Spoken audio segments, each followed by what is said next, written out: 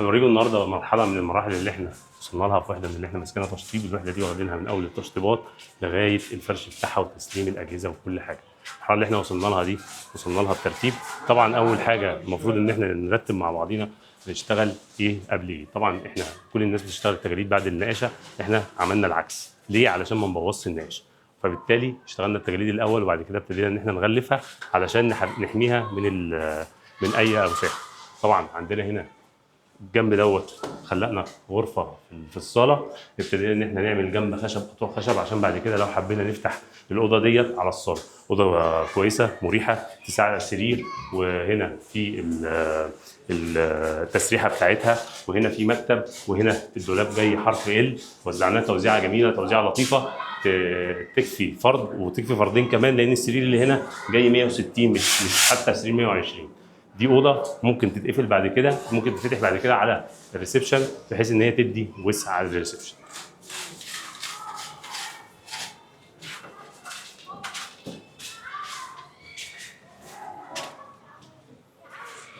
هنا عندنا المطبخ ابتدينا ان احنا نشتغل عليه. المطبخ عندنا فيه صعوبات كتير جدا، منها الشطره اللي موجوده ديت حليناها حل معماري، وابتدينا ان احنا نقسم الاجهزه بتاعتنا، وبالتالي اشتغلنا عملنا الغاز بتاعنا، وابتدينا ان احنا نوزع الاجهزه طبقا للرسم بتاعنا.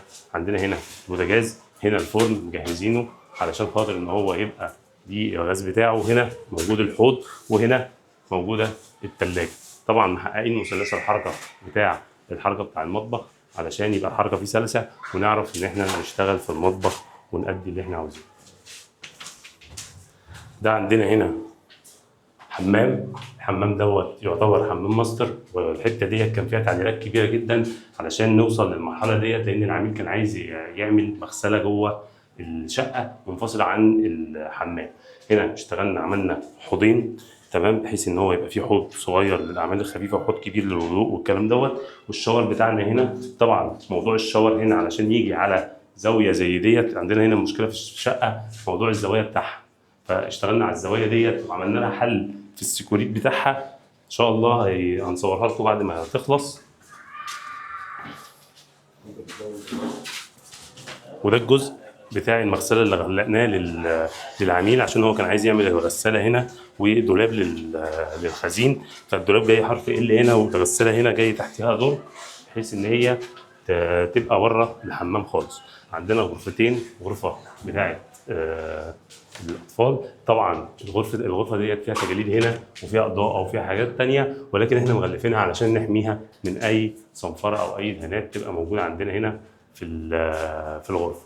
كذلك الجنب دوت معمول ومتشطب ويركب عليه التكييف على طول، بحيث ان احنا ما نبقاش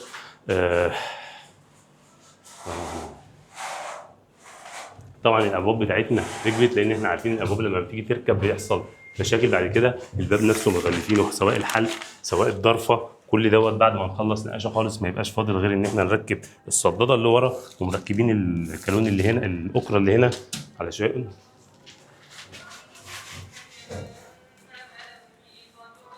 دي الغرفه الماستر. الغرفه الماستر ديت موجود فيها حمام غير الحمام الخارجي. الحمام دوت برضو في نفس الزاويه اللي تعبتنا بره وحليناها برضو، قسمناها، عاملين هنا الشاور وعاملين هنا الحوض وعاملين هنا القعده. الموضوع ما كانش سهل بحيث ان احنا نحل الزوايا والتعقيدات اللي عندنا ديت علشان نوزع الحاجات صح، عشان يجي الشاور مستريح، يجي الحوض مستريح، تيجي القعده مستريحه، اللي يستخدمهم ويقدر يستخدمهم. طبعا احنا في الفرش هنا عندنا الحته ديت جايبين دولاب حرف ال او دريسنج، غير الدولاب اللي في الجنب دوت. الدريسنج دوت استغل المساحه هنا، يبقى بس مجرد في ممر لحد يقف يستخدم الدريسنج دوت ويقدر يخش جوه الحمام. طبعا اشتغلنا هنا برضو على التجاليد. عندنا بند التجاليد هنا واخد يمكن 50% من الحوائط بتاعتنا، فما رضيناش ابدا ان احنا نعمله من الاول، وابتدينا ان احنا نعمله في الاخر بعد النقاشه عشان كان هيبهدل حاجات كتيره جدا. فابتدينا ان احنا نعمله الاول ونخلص بند النجاره عندنا، ولكن نبتدي بند النقاشه بعد كده. وهو دوت اللي بيبين ترتيب الشغل، بيبين ازاي. ما تبصليش بقى يا عم بقى